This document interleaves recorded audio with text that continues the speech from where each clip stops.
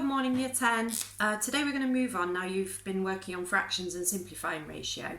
We're going to move on to solving some problems with ratio.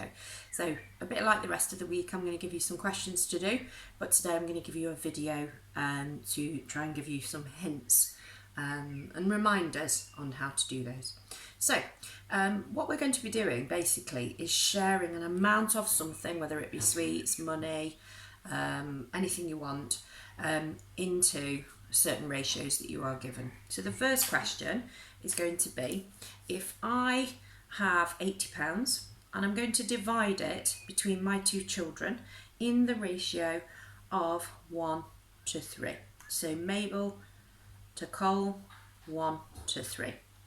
Then the question is going to be, how much did each child receive?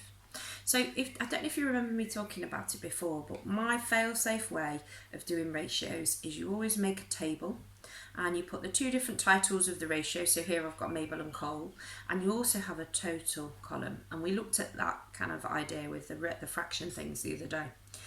So I'm going to fill in what I know already. So Mabel and Cole, 1 to 3.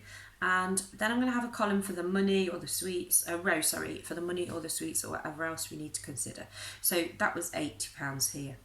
So in order to find out how much each child's going to get, we're looking to fill in these two spaces here in the table. Okay.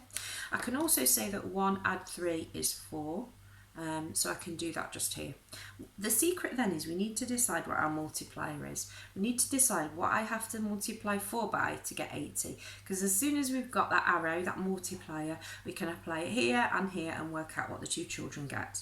So if I multiply 4 by 20, might take you a little bit longer to work that out, but basically how many 4s are in 20, or 80 divided by 4. Should really be doing these without a calculator, will give you 20. So as I've just said, we can then apply that here and here. So multiplying these columns by 20 as well. So 1 times 20 is 20, and 3 times 20 is 60.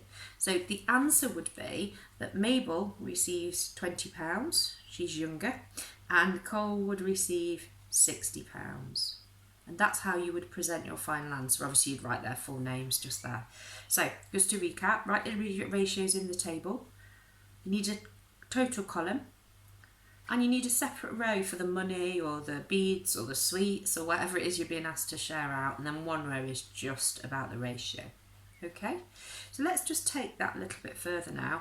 Let's just make sure that we're aware of little tricky things they can ask you within the question. So I'm going to give you a different question now, a different scenario. So we are looking at some members of a club, and they are, the ratio of women to men is 5 to 4 in this particular club. And they're telling us that currently there are 63 members. Now, this is where you have to be really, really careful and check that you're answering the question, because it's going to ask you in this question, how many more women are there than men? So at the very end, you need to make sure you're actually answering that question. But back to this now. This is exactly the same scenario.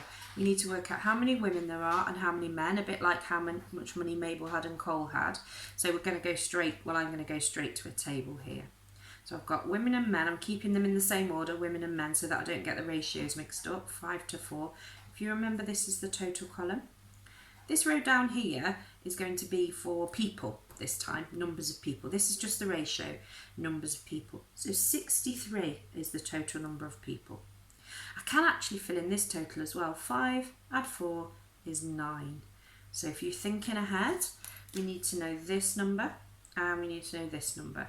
In order to do that, we need to work out what this multiplier is. So we need to work out how many 9s are in 63. So 63 divided by 9. And you can use your finger method for this as well, can't you? And it's 9 times 7, so 7 is our multiplier. So we have to multiply on this side as well. 5 times 7 will give us 35. And 4 times 7 will give us 28. Now, in the previous question, that would have been the answer. 35 women and 28 men, but this is where you need to be really careful and just be really sharp and check what the question's asking. So it's how many more women were there than men. So we just need to take these two answers and do 35 take away 28, and that will give us 7. So the answer would be 7. 7 more women than there are men. Obviously you can watch and pause, watch again this video if you want to sort of go over it a little bit slower. I just want to show you a third style of question now. Might look a bit scary, but actually it's just as easy as the very first one. So I'm just going to give you a scenario that often comes up where they'll give you 3 ratios. So I'm just going to say that we've got 60 sweets to share between 3 children. I'm going to call them Anna, Bertie and Carl, just to make it easy for A, B and C. And I've been told I must share the sweets according to their ages. And Anna is 3, Bertie is 2 and Carl is 5, so he's going to get more because he's older. So I'm just going to do exactly the same thing, but my table's just going to be a bit bigger because I've got 3 children, Anna, Bertie and Cole, and I need to put the ratios in their boxes, 3, 2 and 5. What's going to go here? The total. I need to make my table a little bit bigger actually, because underneath there's going to be a row for sweets.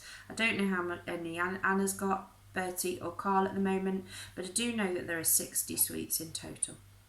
So let's fill in this space because I want to know how much each of the children have separately. So I want to fill in those spaces there. So let's fill in this total here. 3 add 2 is 5, add another 5. Oh good, that's 10. So that means it's some easy maths for us. What's the multiplier? 10 times what gives us 60? That's obviously going to be 6. And the multiplier applies on this side as well. So multiply by 6 on this side. So 3 times 6 is 18. 2 times 6 is 12. 5 times 6 is 30. Now when I'm doing a bit more of a complicated one, what I'm going to make sure that I do is double check that these add up to 60 to check I've done my maths right. So 18 add 12 is 30, add another 30 is 60. Okay, so I've got a pretty good idea that I've done that right. So the answer would be Anna has 18, Bertie has 12 and Carl has 30. Or it might say how many sweets does Bertie have, or how many more sweets does Anna have compared to Bertie, or it might say how many sweets do Anna and Bertie have all together. Just be really careful about that tricky question at the end. So good luck, and I will speak to you tomorrow.